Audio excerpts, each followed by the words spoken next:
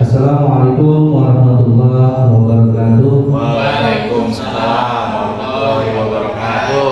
Allahumma sholli ala sayyidina Muhammadin sahibil anbiya'i wal anbiya. Allahumma sholli ala sayyidina Muhammadin sahibi syafa'atil ladina.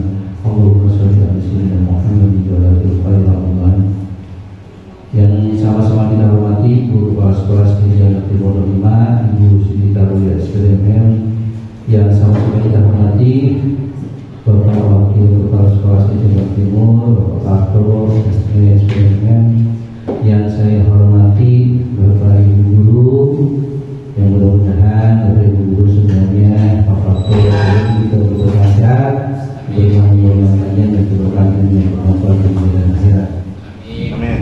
Teman-teman yang mana alhamdulillah siang hari ini Allah selalu memberikan kenikmatan Islam kepada kita semuanya, mana sehingga kita bisa berkumpul di tempat yang berbarokah, di tempat yang penuh dengan kemuliaan, yaitu di USN Jalan Timur 5, dan mudah-mudahan dengan langkah kaki kami kepada ibu semuanya dengan untuk berkumpul di ruangan ini dalam kegiatan diseminasi budaya positif untuk kegiatan calon guru penggerak angkatan 10. Salawat berserta salam tidak lupa kita curahkan kepada pimpinan kita yang Habibur Nabi Muhammad SAW, tidak lupa kepada keluarganya, para sahabatnya, dan mudah-mudahan syafaatnya itu kepada kita selaku umat. Amin ya Allah ya Rabbal alamin. Bapak Ibu semuanya, hari ini adalah jadwal diseminasi budaya positif guru penggerak angkatan 10 yang alhamdulillah di SD Jalan Timur 5. CGP-nya ada 3, yang pertama saya, Bu Neng, dan Bu Eka. Dan alhamdulillah kegiatan diseminasinya juga di satu waktu kan atau kita sampaikan kepada peserta didik kita semuanya. Bapak Ibu semuanya, di kegiatan guru penggerak ini dengan foto fasilitator yaitu ada Pak Sutisno, beliau dari daerah istimewa Jakarta. Kemudian pengajar praktiknya adalah Pak Ahmad Ardiansah, beliau dari sekolah Smart School yang ada di Jakarta. Lanjut besok klik. Ya, ini bentuknya video di dalam bentuk klik tahan. Kemudian yang kedua ada Bu Eka dengan fasilitatornya adalah Pak Nur Kholis SPD MPD ya, kalau tidak salah. Kemudian ada pengajar praktiknya adalah Pak Yudiana SPD Yudiani, maaf ya, Yudiani, yaitu dia juga kepala sekolah dari Ragunan Montahan. Lanjut.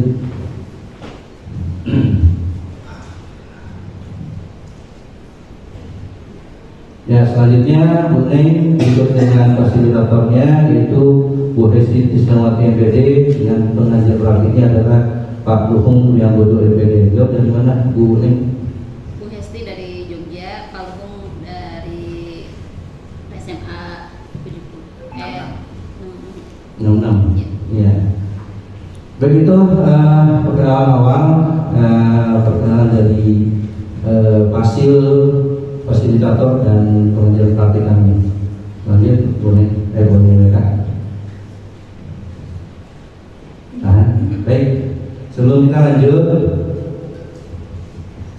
ini ada beberapa pertanyaan buat Bapak Ibu semuanya yang akan pelanggaran dari peserta didik kita. Biasanya kita mengambil tindakan seperti apa? Ya, di sini ada satu pertanyaan. Yang pertama, pemberian hukuman apakah itu dapat mendisiplinkan siswa saat ini? Menurut Bapak Ibu gimana? Silakan balik. Bismillahirrahmanirrahim. Assalamualaikum warahmatullahi wabarakatuh. Waalaikumsalam warahmatullahi wabarakatuh. Ini sekedar pendapat dari saya aja Pak. Ya, baik. Memberikan hukuman dalam pembinaan siswa, kalau menurut saya Bisa, cuman kalau ada tahapannya dulu Pak Gus. Tahapannya. Tahapan dulu, mungkin pertama kita pendekatan dulu, kita berstrategi dulu, atau kita kolaborasi sama rekan sejawat atau orang tua gitu. Kalau emang dia di situ emang nggak mempan atau nggak kena, mungkin baru kita bisa menerapkan pemberian hukuman Pak Gus. Itu udah opsi yang paling mentok sih kalau pendapat saya gitu Pak Gus. Ya, mungkin itu juga bisa dilihat dari pelanggarannya kan. Ya, mungkin sih berat, sedang atau ringannya, gitu kan? Karena memang segala sesuatunya kalau misalnya pelanggarannya ringan, nggak mungkin kita kasih hukuman mengangkat satu kaki di lapangan sambil hormat ke penjalan merah putih, kan nggak mungkinnya. Jadi tergantung kita lihat posisi pelanggarannya seperti apa. Kemudian pertanyaan kedua, pemberian hadiah meningkatkan prestasi siswa, apakah itu bisa? Bisa Pak Gus. Bisa. Ada yang mau memberi tanggapan? Ibu, silakan. Pemberian hadiah meningkatkan prestasi siswa. Menurut Bapak Ibu gimana? Apakah itu betul bisa meningkatkan prestasi siswa atau hanya sebatas di waktu itu saja? Paling lagi, silakan paling. Saya menyambung lagi Pak Gus. Kalau menurut saya bisa, kenapa bisa? Mungkin dengan pemberian hadiah ini siswa meningkat motivasinya Pak Gus. Betul. Baik motivasi dari dalam dirinya atau motivasi eksternalnya, atau dia juga motivasi eksternalnya. Mungkin kemana pun bisa, seru nih ada Pak Gus nih. Kalau kita saya jawab, kita bisa dapat. Bisa kasih dua dia, hadiah dan sebagainya. Dari situ aja mungkin muncul lama-lama muncul timbul keberanian gitu Pak Iya, Gus. betul. Baru ketika itu motivasi prinsip, motivasi internal. Kalau emang dari hadiah sih, menurut saya sih bisa banget Pak Gus. Bisa ya. Jadi menurut Pak Ali bahwa pemberian hadiah bisa meningkatkan prestasi siswa. Ada yang tanggapan Ibu, Bapak yang lain? Tidak ada. Baik, kita lanjut ke pertanyaan yang ketiga. Guru harus mampu memberikan solusi untuk setiap siswa yang bermasalah. Mungkin Pak Ivan paham lagi dengan beliau guru BK, ya, ilmu selanjutnya mungkin bisa disampaikan atau Bapak Ibu guru yang lainnya. Apakah dengan kita memberikan apakah harus kita memberikan solusi untuk setiap siswa yang bermasalah? Apakah harus dilihat juga dari kasusnya, sedang, ringan atau berat dan sebagainya? Ada yang bisa menambahkan begitu? Bu Nurma mungkin atau Bu Hera, Bu Bella, Bu Yuyun, Bu Dewi, Bu Putri, Bu Opa, Pak Rizky, Pak Bang, Bu siapa lagi silakan? Pak Fato, ya. Ya, sekali lagi kalau nggak ada siap. Memberikan solusi sebagai guru, sebagai fasilitator, kemudian sebagai teman tadi dalam belajar. Ya, solusi harus bisa diberikan oleh setiap apapun bentuk permasalahan yang dihadapi oleh peserta didik. Jadi terkait dengan ini ya, sekaligus saya mengingatkan untuk antara siswa, murid dan peserta didik. Kemarin saya mengikuti kegiatan dengan Pergub nomor 91 nomenklatur terkait dengan kurikulum yang terbaru sekarang nih dalam pembuatan KSP juga, untuk istilah-istilah yang perlu kita harus pahami. Guru itu adalah tenaga pendidik Bapak Ibu, kemudian staf itu tenaga pendidikan, kemudian siswa itu peserta didik. Lalu untuk setiap tahun itu tahun ajaran, bukan lagi tahun pelajaran. Ini untuk mengingatkan kita semua ya. Jadi ini sekaligus karena memang sekarang ini ada, ini sekaligus untuk kita sama-sama sharing apa yang sudah kita dapatkan. Jadi kembali lagi terkait dengan solusi itu harus bisa, apapun bentuknya kita sebagai guru harus bisa memberikan solusi terbaik untuk peserta didiknya. Ya, terima kasih. Terima kasih Pak Toto atas penjelasannya. Jadi memang dalam bentuk kasus seperti apapun, mau yang kecil, sedang ataupun berat, itu solusi tetap harus diberikan. Karena supaya apa? Supaya murid kita atau peserta didik kita itu tidak mengulang-ulang lagi apa yang sudah menjadi pelanggarannya. Ya, kemudian memang betul juga kata Bapak Tok. Di sini saya menuliskan kata siswa. Sebetulnya siswa tidak harus digunakan lagi kata-kata fasilitator saya bahwa yang bagusnya murid atau kemudian peserta didik. Ya, nanti di slide selanjutnya itu sudah berubah. Ya, baik Bapak Ibu, terima kasih dari penjelasannya Bapak Tok bahwa memang sekali lagi sekecil apapun tingkatan dari pelanggaran peserta didik, tetap kita harus memberikan solusi yang terbaik agar peserta didik kita tidak mengulanginya lagi. Untuk yang terakhir, apakah guru pantas berperan sebagai teman bagi peserta didik kita? Di setiap masalah kita biasanya setiap peserta didik dapat pelanggaran, kadang kita selalu menjudge gitu kan, kamu sih begini dan sebagainya. Dan nanti ada di penjelasan mereka sama Bung bahwa kita itu seperti apa sih posisi kita itu sebagai guru, ya, apakah sebagai teman, manajer, ya, dan sebagainya. Nanti akan dijelaskan oleh rekan saya yang lainnya.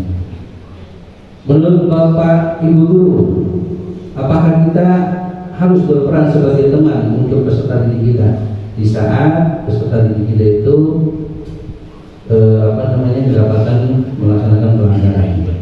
Menurut Bapak Ibu sebaiknya bagaimana? Kata teman mungkin sudah terbayarkan oleh Bapak Ibu semuanya. Teman itu kan otomatis, masa sih kita harus berteman sama peserta didik kita?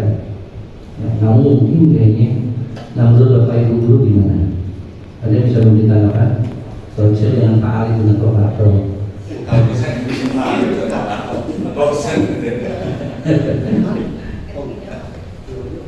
Saya mungkin harus. Silakan Bapak. Terima kasih atas waktunya Farus. Ya, ini ada permasalahan lagi, guru berperan sebagai teman bagi siswa.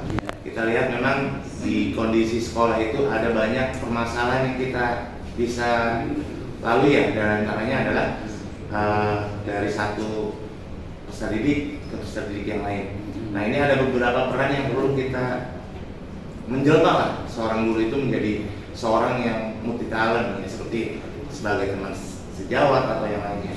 Nah, di antara ini permasalahannya kenapa nggak bisa gitu loh guru jadi teman? Dalam arti pendekatannya itu setiap siswa itu kan ada beberapa yang berbeda-beda, Mas. Jadi ada yang misalnya ada yang butuh di sayang-sayangnya, ada yang butuhnya di perhatiannya lebih. Ya, jadi peran guru itu memang macam-macam dia. Bisa jadi teman, bisa jadi guru. Selain itu tidak melanggar norma-norma sebagai guru dan anak. Itu batas-batasannya. Pak Ali, saya bisa Pak. Oh ya, udara, silakan. Menambahin aja. Selain apa sih sebagai teman, bahasa kita pun jangan terlalu menjaga image ke anak gitu Pak. Ikutin bahasa dia. Kayak anak pemalu ya dengan canda, dengan apa. Anak agak manja kita dengan manja gitu. Jadi ikutin juga gimana itu anak gitu loh. Kalau dia di rumahnya memang manja-manja, kita ikutin nih kayak gitu manja-manja. Jadi nanti kalau dia sudah menganggap kita temannya, apapun dia cerita gitu. Keluhan dia diceritakan kita gitu. Karena dia juga menganggap oh gurunya sebagai teman lah gitu. Jadi nggak sungkan juga ngomong ke gurunya gitu aja sih Pak. Jadi lebih terbuka ya. Memang betul seperti apa yang diperbuat atau dianggap pelanggaran dari peserta didik kita harus tahu dulu awal itu peserta didik kita itu berbuat seperti itu karena apa? Ya tidak ada cara lain kita yang menjadi sosok temannya supaya Pak peserta buka. Ya Pak, saya berbuat itu karena saya terlalu banyak di teman-teman semuanya. Jadi kan terbuka. Tapi kalau kita menjadi itu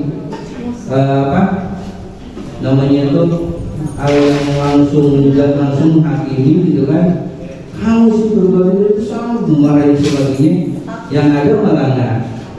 Kita tahu, kita tahu permasalahan seperti apa, gitu kan? Karena kita tidak memberikan kesempatan kepada peserta didik kita untuk menjelaskan. Tapi kalau menjadi sosok teman, mungkin peserta didik kita akan lebih terbuka. Ya Bu, mohon maaf, saya melakukan seperti ini karena apa dan sebagainya. Gitu kan? Ya tentunya tadi kata Bu Hera, dan Pak Alam juga bahwa memang kita harus masuk ke dalam dunia mereka. Ya, tadi yang siapa biasanya di apa mereka peserta didik satu dimanja-manja, ya kita mau tidak mau kalau di kelas 1 ya banyak bermainnya, tahu dunia mereka, gitu kan, sehingga apa ya peserta didik kita sekali lagi mau terbuka, mau menjelaskan kronologi apa yang sehingga peserta didik kita berbuat salah. Gitu. Baik, Bapak Ibu semuanya udah hapus untuk semuanya. Terima kasih, kita lanjut. BK, terima kasih.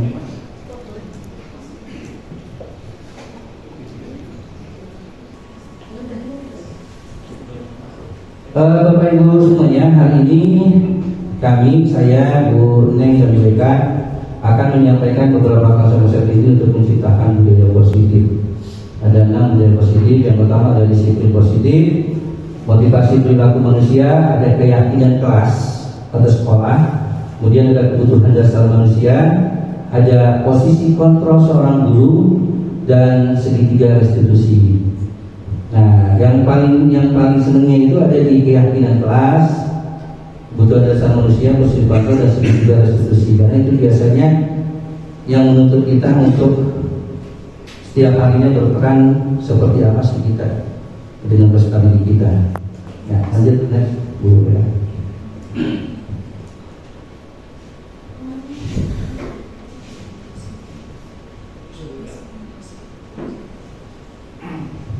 Ki Hajar Dewantara mengumpamakan sekolah adalah sebuah ladang tempat persemaian bibit. Agar bibit bisa berkembang secara maksimal, maka petani dapat memperbaiki kondisi tanah, memelihara bibit tanaman, memberi pupuk dan air, membasmi ulat-ulat atau jamur-jamur yang mengganggu hidup bibit tanaman dan lainnya. Di sini paham Bapak Ibu ya? Punya sekolah, gitu kan? Yang memang kita dituntut memberikan perubahan positif.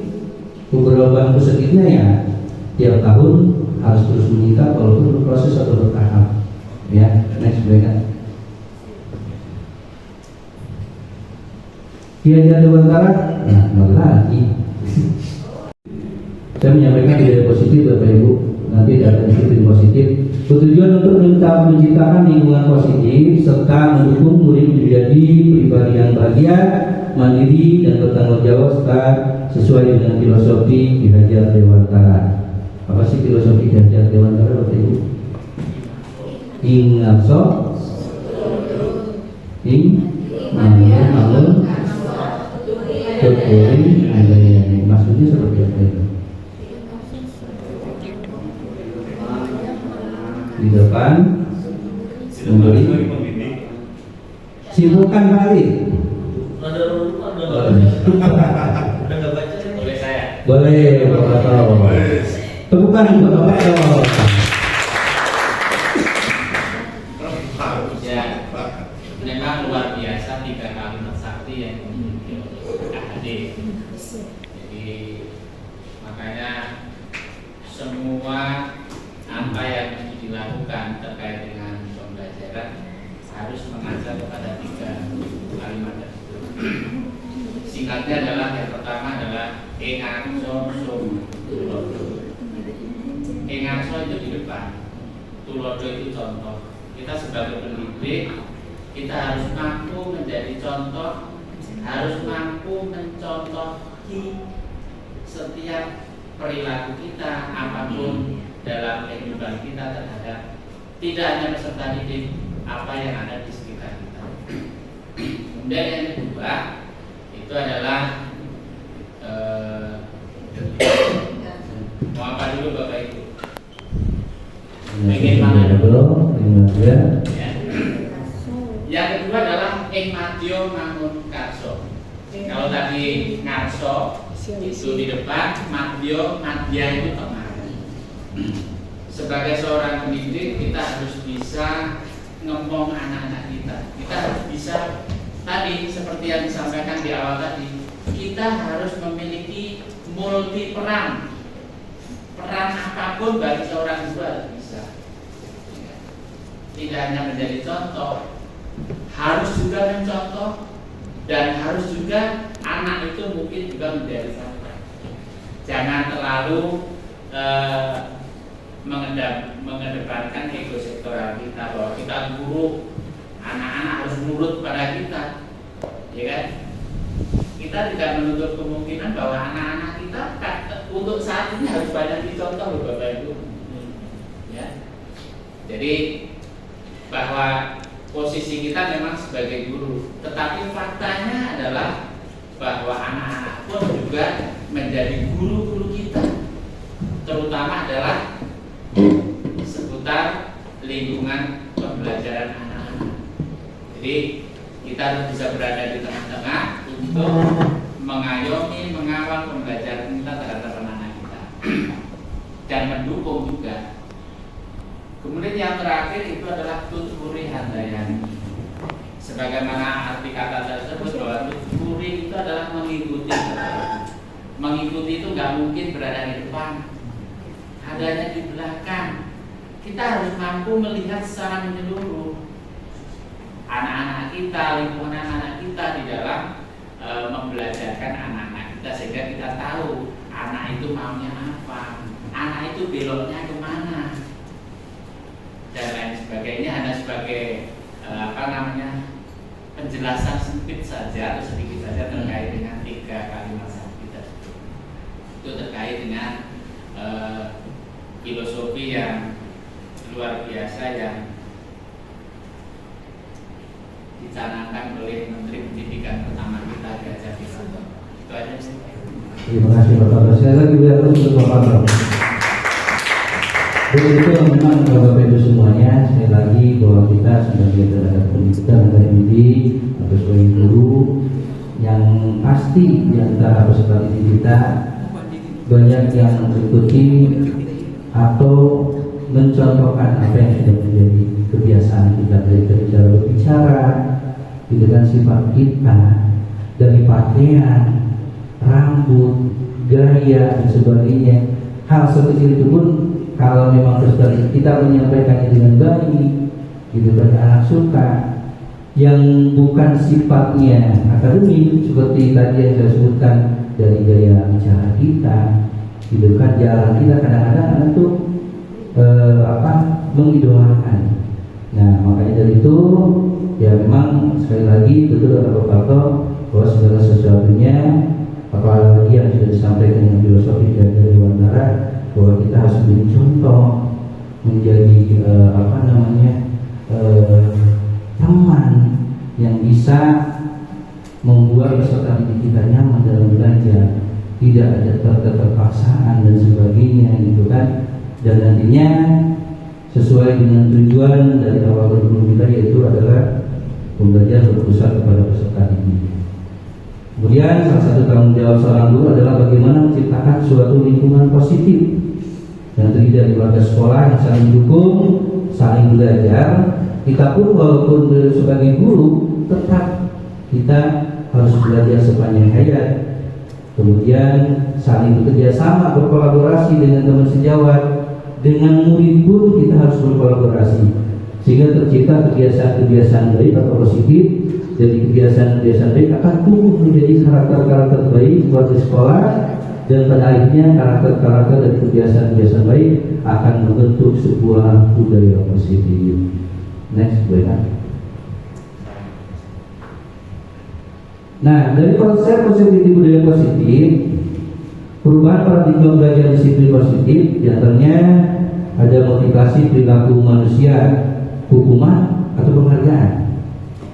Ya, kemudian ada 5 kebutuhan dasar manusia, kemudian ada posisi kontrol restitusi, kemudian ada keyakinan kelas, kemudian ada segitiga restitusi. Nanti lebih jelasnya dijelaskan oleh Bone dan mereka. Perubahan paradigma belajar, bagaimana seseorang bisa berubah dari paradigma stimulus atau respon kepada pendekatan teori kontrol, sesuai yang dikatakan oleh Stephen Covey dari bukunya Principle apa tuh yang bacanya center leadership, ya, mengatakan bahwa bila kita ingin membuat kemajuan perlahan sedikit-sedikit, ubahlah sikap atau perilaku kita. Namun bila kita ingin memperbaiki cara-cara utama kita, maka kita perlu mengubah kerangka acuan kita. Ubahlah bagaimana kita melihat dunia, bagaimana kita berpikir tentang manusia. Ubahlah paradigma kita, skema pemahaman dan penjelasan aspek-aspek tertentu tentang realitas. Semakin bertambahnya tahun, perubahan dan apapun, terus sekarang sudah masuk zaman digital. Kita kalau memang tidak bisa masuk ke zaman digital itu, ya betul kemarin pada saat lokasinya anak SMA tentang digital itu lebih pintar dari gurunya. Kalau anak SD mungkin masih bisa setara dengan kita atau SMP. Tapi anak SMA yang kita tahunya Canva, anak SMA mungkin lebih dari Canva yang digunakan, gitu kan? Hanya betul itu termasuk kepala zaman digital. Next,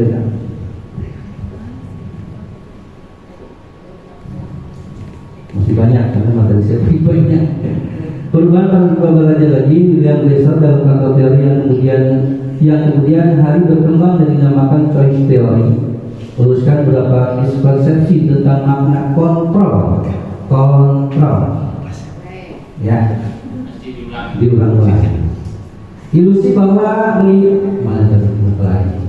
ilusi guru mengontrol murid, padahal tidak jika murid tidak mengizinkan. Ilusi bahwa semua penguatan positif, efektif dan bermanfaat suatu rujukan bisa saja dibawa murid, dan hal ini bisa menyebabkan ketergantungan murid pada guru. Ilusi bahwa kritik dan membuat orang merasa bersalah dapat menguatkan karakter, padahal hal ini akan menciptakan identitas murid yang gagal. Mereka akan merasa selalu negatif. Dan ilusi bahwa orang dewasa memiliki hak untuk memaksa. Hal ini tidak berlaku untuk jangka panjang dan akan menciptakan hubungan permusuhan atau negatif. Next. Oke, Bapak Ibu, di sini ada penjelasan tentang perubahan paradigma belajar selanjutnya adalah stimulus respon, kemudian dengan teori kontrol. Di stimulus respon ada realitas atau kebutuhan kita sama. Di teori kontrolnya realitas atau kebutuhan kita berbeda. Kemudian di stimulus respon semua orang melihat sama. Tapi di teori kontrolnya setiap orang memiliki gambaran yang berbeda. Sedangkan di stimulus respon kita mencoba mengubah orang agar berpandangan yang sama dengan kita, tapi di teori kontrolnya kita berusaha memahami pandangan orang lain yang berbeda. Itu tentang tabel stimulus respon dan teori kontrol perbandingannya. Lanjut.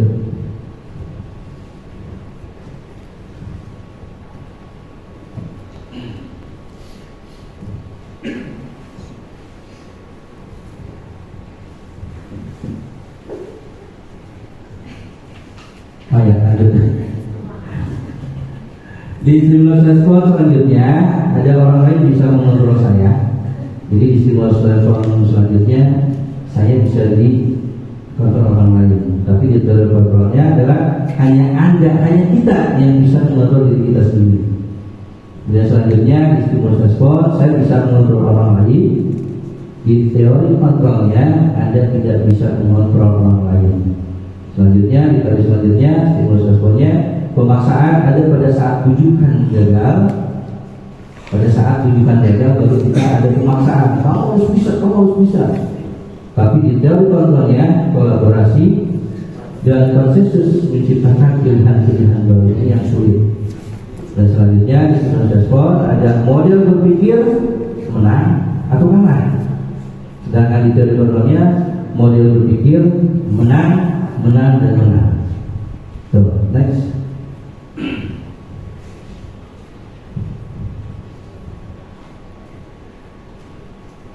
Ini 10 detik. Nah lanjut di materi selanjutnya ada disiplin positif. Bapak Ibu, mengenai kata disiplin, biasa kita punya gambaran bahwa disiplin itu pasti berakhir dengan hukuman. Dari kata penjelasannya, ketika mendengar kata disiplin, apa yang terbayang di benak Bapak Ibu semuanya, apa yang terlintas di pikiran kita? Kebanyakan orang akan menghubungkan kata disiplin dengan kata tertib, teratur, dan kepatuhan pada peraturan. Kata disiplin juga sering dihubungkan dengan hukuman, memberikan hukuman kalau misalnya prestasi bikin salah, atau orang mengaku yang sudah salah pasti mendapat hukuman. Padahal itu sungguh berbeda Bapak Ibu. Karena belajar tentang disiplin positif tidak harus dengan memberi hukuman. Justru itu adalah salah satu alternatif terakhir, dan bila perlu tidak digunakan sama sekali. Kenapa? Next.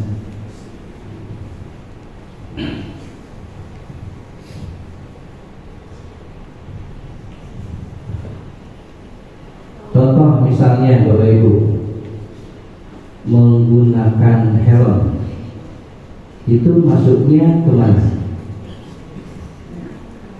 Disiplin, keselamatan, dan semuanya apa lagi? Semuanya di mana? Keamanan. Disiplin menggunakan helm karena memang sudah aturannya ya, bahwa kemanapun kita harus menggunakan helm. Keselamatan, kalau jatuh, kepala kita aman, ya, menggunakan helm. Tentunya helmnya jangan yang terbuat dari koran. Kalau terbuat dari koran sama aja. Lanjut, dalam budaya kita, makna kata disiplin dimaknai menjadi sesuatu yang dilakukan seseorang pada orang lain untuk mendapatkan kepatuhan. Kita cenderung menghubungkan kata disiplin dengan ketidaknyamanan.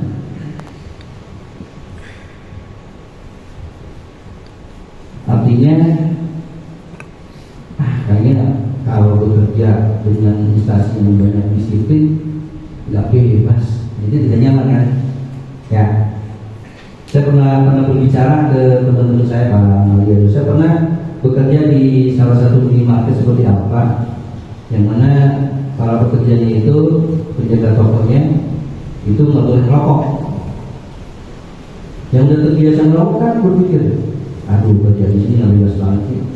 Padahal itu mungkin dari manajemennya, ya kalau kita bekerja sambil merokok, apalagi di tempat di ruangan yang bersih, itu tidak hal yang memang tidak boleh dilakukan. Tapi kita berpandangan yang biasa merokok, aduh mana sih. Tapi kita berpikir itu berarti disiplin, padahal nggak harus begitu berpikiran kita. Ya. Dimana KHD pernah mengatakan bahwa di mana ada kemerdekaan, di situlah harus ada disiplin yang kuat. Sungguh pun disiplin itu bersifat self-disiplin. Itu kita sendiri yang mewajibkan kita dengan sekeras-kerasnya. Tetapi itu semua saja, sebab kalau kita tidak cakap melakukan self-disiplin, wajiblah penguasa lain mendisiplinkan diri kita. Dan peraturan-peraturan yang itulah harus ada di dalam suasana mereka. Betul nggak Bapak Ibu? Betul ya? Karena kalau di rumah nih, kita bapak menjadi kepala keluarga, ibunya itu wakil, ada anak-anak kita. Kalau misalnya mereka ini main handphone, nggak tahu waktu, dalam artian betul waktu itu harus berjam-jam dengan belajarnya. Tentunya kita berpikir, kalau dikasarin, dikerasin, anak akan beda dengannya. Kalau kita kasih kebebasan, juga hasilnya akan beda. Muncullah aturan, muncullah kedisiplinan di dalam rumah, ya kan? Nah, anak semuanya boleh kalian menggunakan HP atau handphone, tapi hanya 15 menit. Semua. Menurut Bapak itu bisa berjalan atau tidak?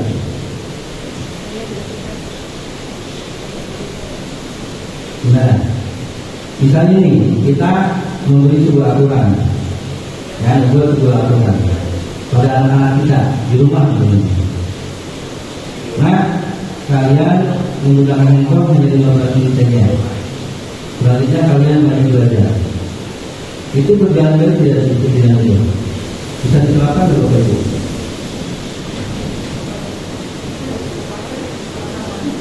Bisa nggak? Belum tentu kan? Kenapa belum tentu?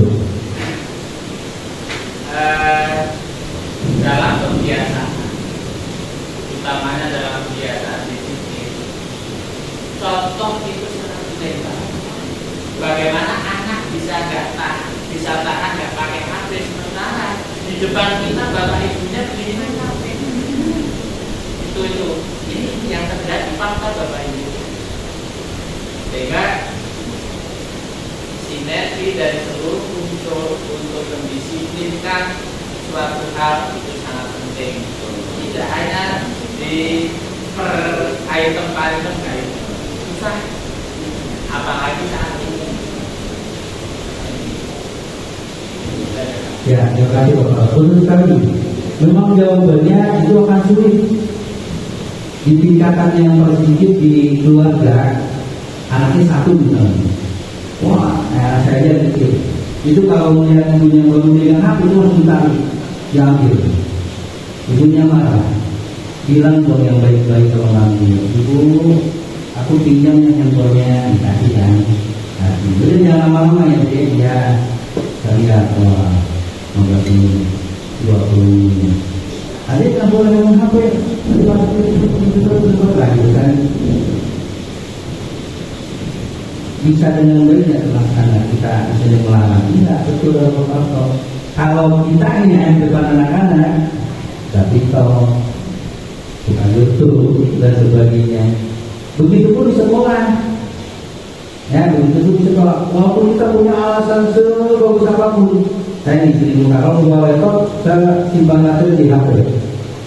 Ada yang bawa HP, Pak, ada yang bawa HP, nggak boleh ke HP. Nah itu Bapak juga nanti kan Bapak materinya di sini. Bapak bisa ada, nggak bisa kayak bajai, enak ya. Itu di rumah kita tuh seperti itu ya Bapak Ibu. Memang aturan apapun disiplinan tidak akan berjalan dengan baik kalau kita yang menjadi contoh peserta kita tidak menjalankan dengan baik. Ya. Lanjut, disiplin positif lagi indahnya ketika tercipta masyarakat yang bisa saling belajar, ya sambil berbagi ilmu. Ketika kita sudah paham terus sambil belajar, ya. Kemudian yang saling merasa terikat dan terhubungkan satu sama lain, karena masyarakat seperti itu akan mengambil tanggung jawab untuk pembelajarannya. Kemudian senantiasa berusaha untuk menjadi insan yang lebih baik dari sebelumnya. Itulah tujuan dan disiplin diri. Ini berdua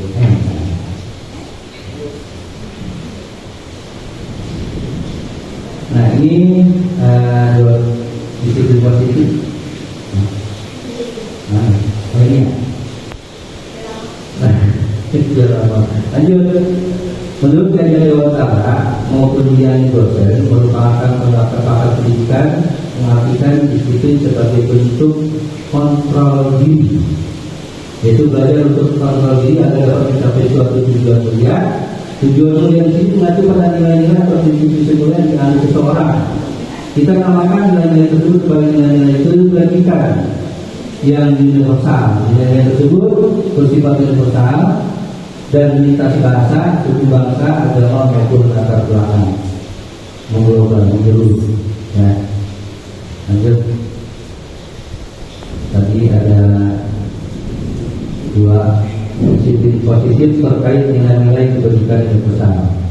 Salah satunya dengan profil belajar Pancasila. Pertama, beriman, bertakwa kepada Tuhan Yang Maha Esa dan berhalal mulia. Mungkin ini masuk di pendidikan agama Islam dan dimengerti. Mandiri, berdalam kritis, berkebinekaan global, bergotong royong serta kreatif.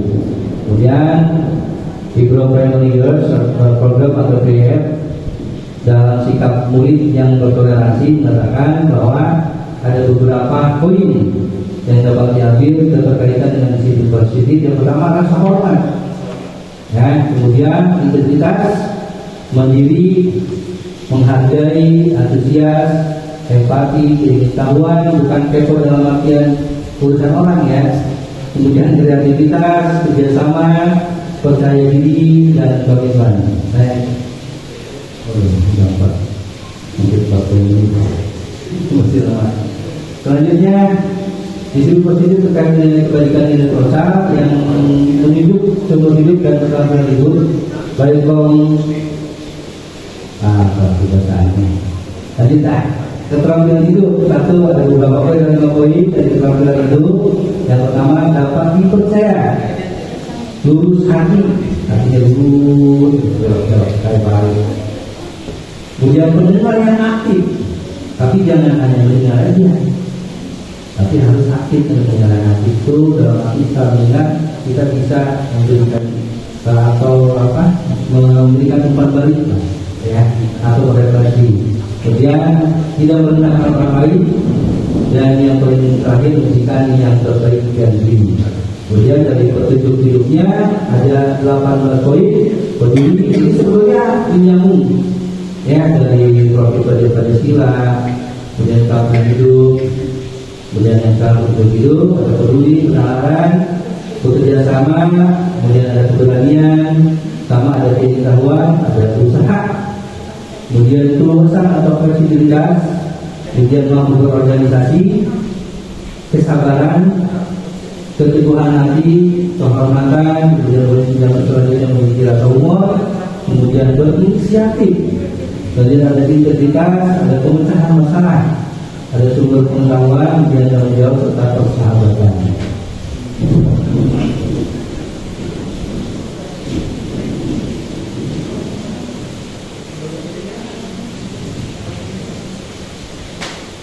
Ini secara garis besarnya di petunjuk hidup tadi, bahwa disimpulkan menjadi kerja sosial yang ada di 18 tadi. Ada empati, suara hati, kontrol diri, rasa hormat, kebaikan, toleransi, dan keadilan. Ini disiplin positif yang terkait dengan nilai-nilai kebajikan universal. Next slide. Kita mulai aktif. Wah, ini paling banyak ini. Ini ada tabelnya, disebut project. Saya akan bacakan, Bapak Ibu silakan diperhatikan bahwa di dalamnya ada beberapa tentang disiplin positif, yang peduli, rajin, integritas, sama sebetulnya dengan tadi, cuma ini disatukan menjadi satu tabel. Next, Bela. Ya, Bela ada, Bela kasih.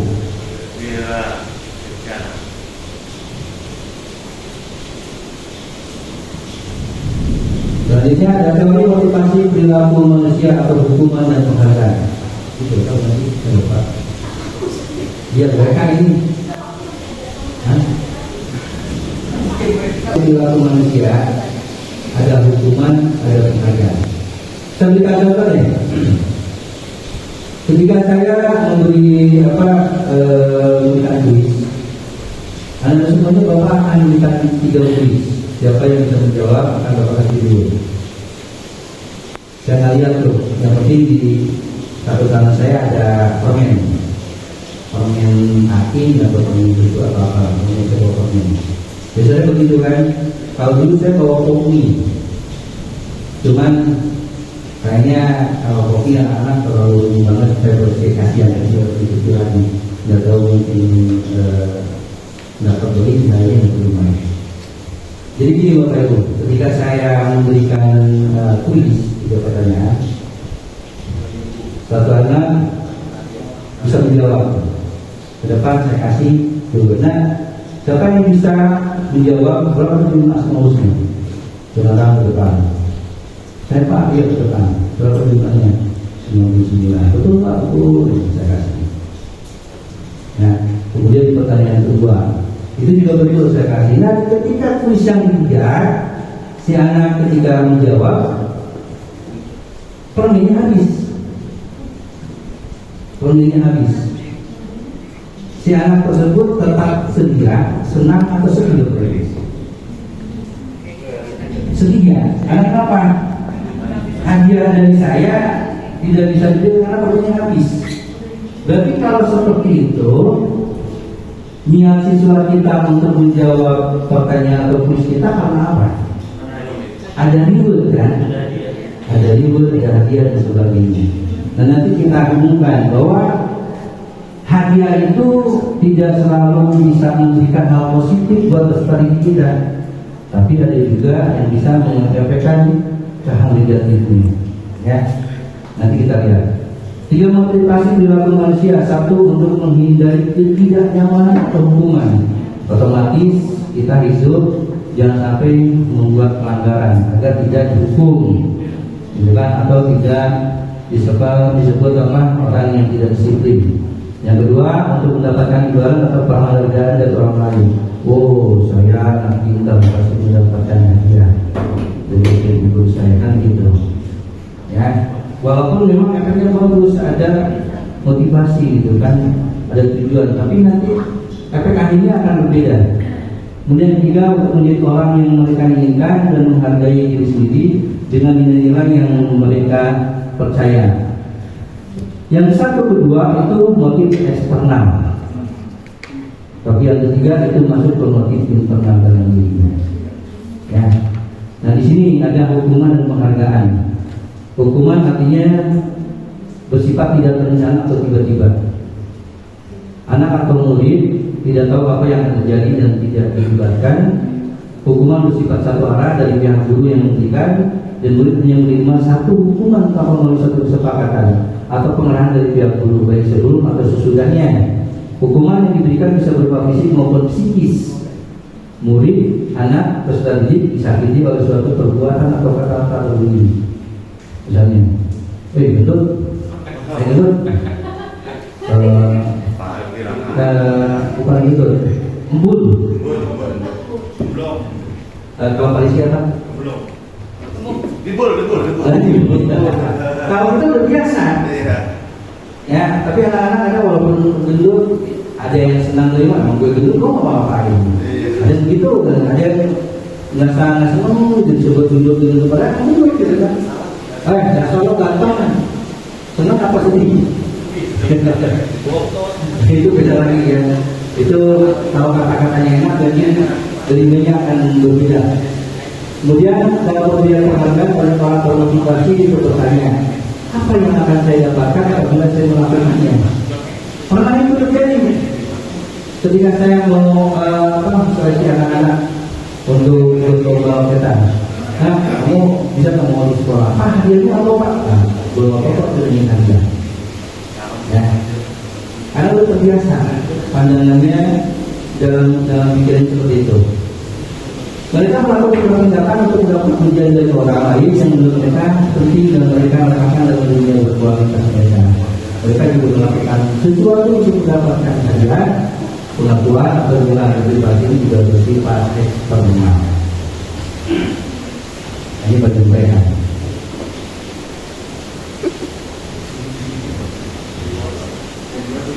Nanti di terakhir kita nonton video. Di sekolah kita ada artis terkenal sinetron.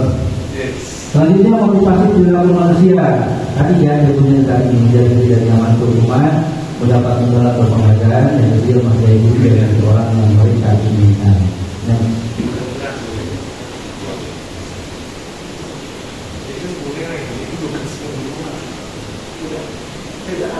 Kelihatan ya.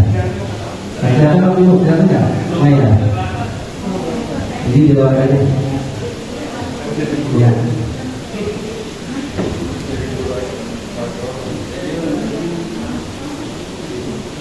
Ini yang biasa kita sering lakukan di zaman dulu.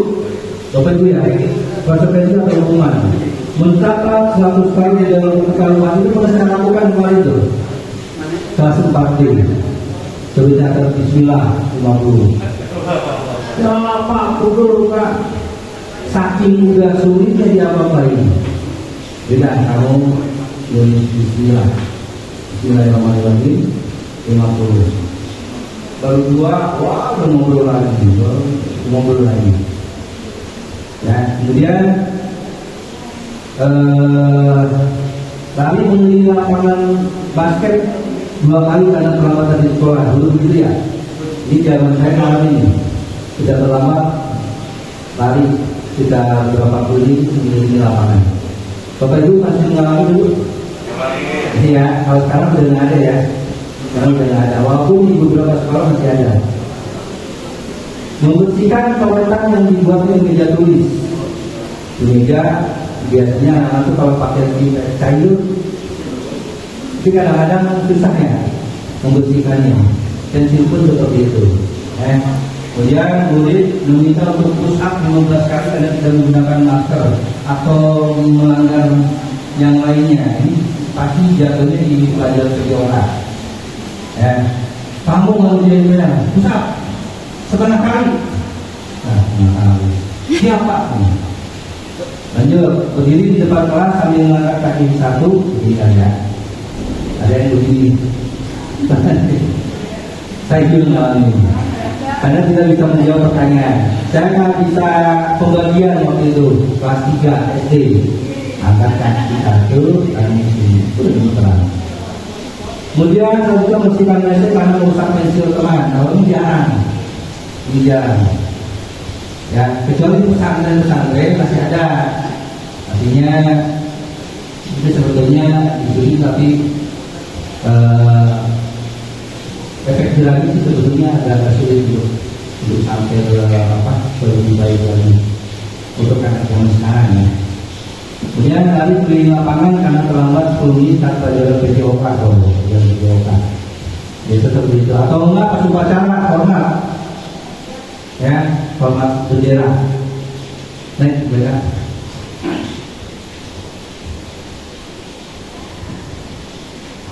Ini konsep hubungan yang nggak perlu urusannya.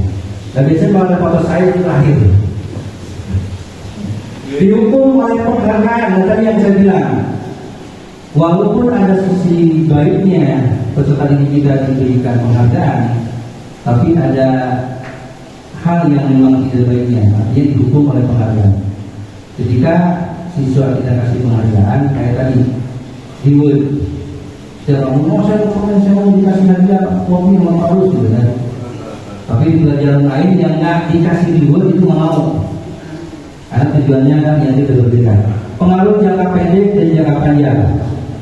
Ya, jadi pengaruhnya ada jangka pendek dan jangka panjang. Maksudnya setiap apapun pasti ingin dihargai, ingin dikasih, ingin diberi hadiah. Penghargaan tidak efektif. Kemudian penghargaan merusak hubungan.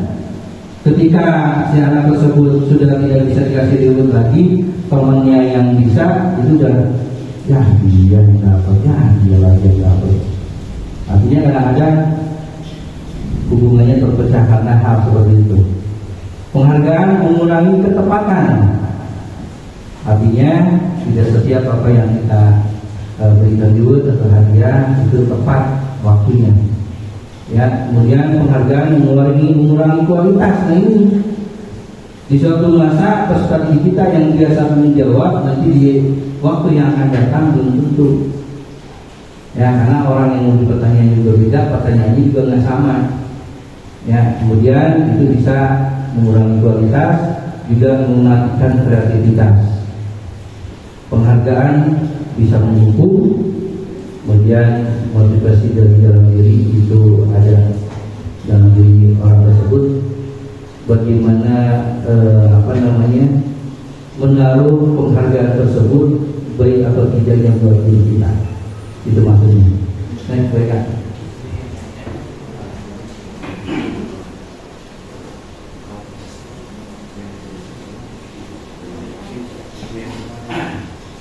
Ya, berarti betul sekali. Tadi terakhir saya. Nanti akan dilanjutkan. Nah itu, tapi ada sedikit pengalaman saya Bapak Ibu semuanya. Kembali lagi yang tadi. Bagian berikutnya akan kelas. Pada saat saya selama ikut pendidikan guru penggerak angkatan 10, banyak hal yang menjadi hal positif buat saya. menambah wawasan. Dan itu pun ada satu hal yang pas banget dengan kehidupan saya ketika berhubungan dengan penghargaan atau hukuman. Ketika ditanya apa sih yang pernah Bapak terima penghargaan, ketika itu sudah menjadi kebiasaan Bapak. Dan ketika tidak mendapatkan penghargaan, itu tidak mengurangi kebiasaan Bapak. Salah satunya apa? Datang lebih awal. Mohon maaf, ketika saya berangkat ke sekolah SD jam 5, saya berangkat jam 5. Dulu pernah kan saya dikasih penghargaan sama guru almarhum guru dia tuh, guru paling apa? Saya belum pasari, guru dia tuh almarhum. Waktu itu hari guru. Nah, ketika Bu Nuriyana sudah tidak ada lagi yang memberi penghargaan ke saya. Apakah saya datang siang? Karena tidak. Karena itu sudah menjadi kebiasaan saya. Ketika saya sebelum di sini pun saya sudah datang lebih awal. Karena kenapa? Biar lebih santai, biar kita mempersiapkan segala sesuatunya. Ketika harus kita siapkan sekolah, kita udah ada waktu sebelum kita memulai pembelajaran. Karena memang saya diajarkan oleh orang tua saya, lebih baik kita awal menunggu daripada kita ditunggu orang. Ya, karena memang yang kita rasakan di sini kita menunggu orang lain, ini jam segini belum datang juga, ini udah sabar, kesel dan sebagainya gitu kan. Kalau kita nunggu, kita sambil ngopi, itu aja ya, ngopi, ngerokok dan sebagainya, sarapan. Udah kenyang baru dah, yang kita tunggu datang. Ya kan, senangnya dulu perut kita kenyang, teman kita yang kita tunggu datang. Gitu. Jadi memang segala sesuatu ini tergantung kebiasaan. Kalau apa yang kita dapat itu hanya ingin mendapat selalu penghargaan, jika tidak mendapatkan penghargaan, sudah selesai. Karena itu kan bukan menjadi kebiasaan. Tapi kalau saya emang udah jadi kebiasaan, mau ada ngasih penghargaan atau enggak, saya datang lebih awal. Bukan ingin juga dinilai orang lain, bukan, karena memang sudah terbiasa dari semenjak swasta pun. Kalau sudah mengajar di swasta, kalau saya seperti itu. Itu aja sih pengalaman dan yang bisa saya sampaikan. Silakan dari Bapak Ibu, apabila ada yang mau berbagi atau misalnya pertanyaan, tapi yang sudah bisa. Langsung.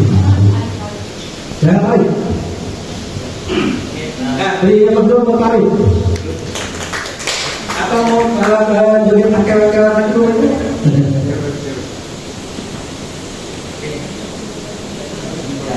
Ya, Pak Rus, makasih kesempatannya. Kalau saya senang ya dengan Pak Rus kayak tadi ini kan teorinya ya, motivasi internal, motivasi eksternal. Dan Pak Rus pun secara grafis pun tadi udah mempraktekkan kan yang tadi Pak Rus dalam setiap pagi. Dan ketika almarhumah meninggal pun kan Pak Rus mendekatkan tuh ya. Sekarang kan udah dikasih, cuma Pak Rus itu saya apresiasi banget buat Pak Rus juga. Berarti Pak Rus orangnya tulus gitu buat menjalaninya. Tepuk tangan buat Pak Rus. Tapi ini kan tapi kan ini untuk dirinya Pak Rus mungkin udah bukan. Cuma kan kepada anak, karena ini kan kita namanya tentang motivasi internal ya, yang tadi Pak Rus bahas. Kayak misalnya anak tersebut mindsetnya mungkin enak sih Pak Rus hadiah dia, dan ketika temannya udah mau berani show off gitu, terus udah maju dan nanya udah keren, udah berkelas, kalau udah ada hadiah kan kecewa. Nah itu Pak Rus nama milih gimana buat anak kita berpikir. Terus juga Pak Rus bisa nggak misalnya si anak ini jadi agentnya ini, maksudnya anaknya ini punya motivasi menang, tapi dia ngibas juga ke teman-teman anak sejauhan gitu, teman-teman mainnya, teman-teman program, teman ngaji atau teman-teman bisa nggak kasih gitu, menyebarkan dari teman ke teman, jadi kayak punya anak kopi gitu lah. Itu untuk peserta didik ya, gitu. Jadi di sini bisa distribusinya juga banyak lah sih. Itu aja sih Pak Rus. Thank you Pak Rus. Ya, terima kasih Pak Rus. Langsung saya jawab. Karena dia waktu ini saya bisa jawab. Jadi waktu saya jawab. Baik Pak Rus, terima kasih. Saya langsung ada 2 pertanyaan. Ya, terima kasih Pak Rus. Dan Pak Rus. Jadi begini Pak Rus, ketika tadi itu tadi sudah saja, dan kebetulan saya nggak pernah sampai kehabisan. Jika saya membawa di apapun buat diri saya, ketika kehabisan pun nanti pada saat istirahat saya bilang, jadi kamu nanti istirahat berapa ya? Nanti ada janjinya buat diri.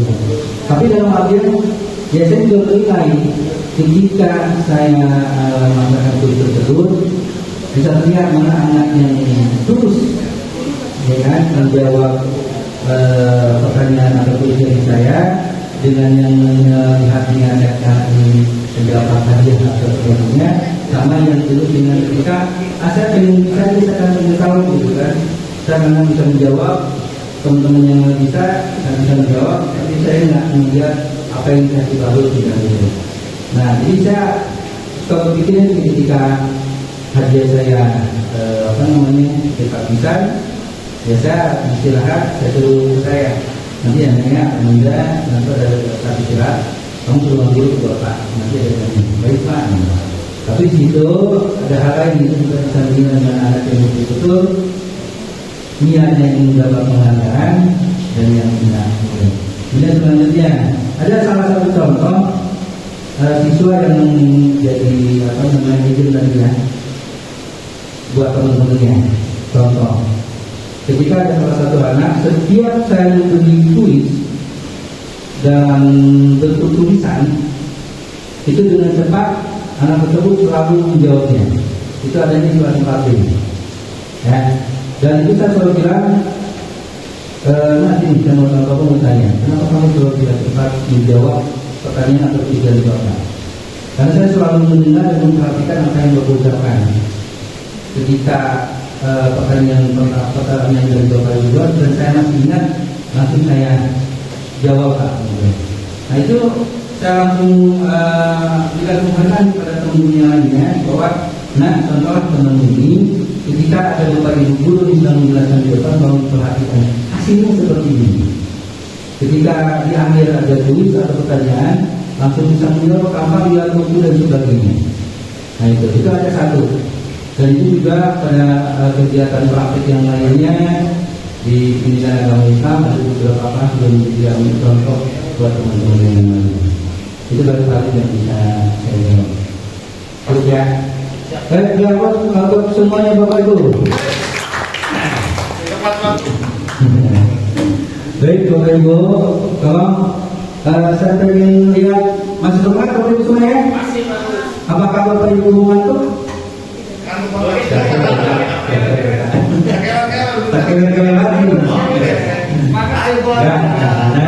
Nanti setelah ini lanjut yang akan menyampaikan pembantu cerita adalah Bu Eka. Jadi Bapak Ibu, terima kasih. Mohon maaf apabila apa yang saya sampaikan masih banyak kesalahan, atau tidak tepatan yang saya sampaikan. Mudah-mudahan apa yang saya sampaikan bisa menjadi manfaat kepada Bapak Ibu semuanya, khususnya buat saya pribadi. Terima kasih. Wassalamualaikum warahmatullahi wabarakatuh. Baik,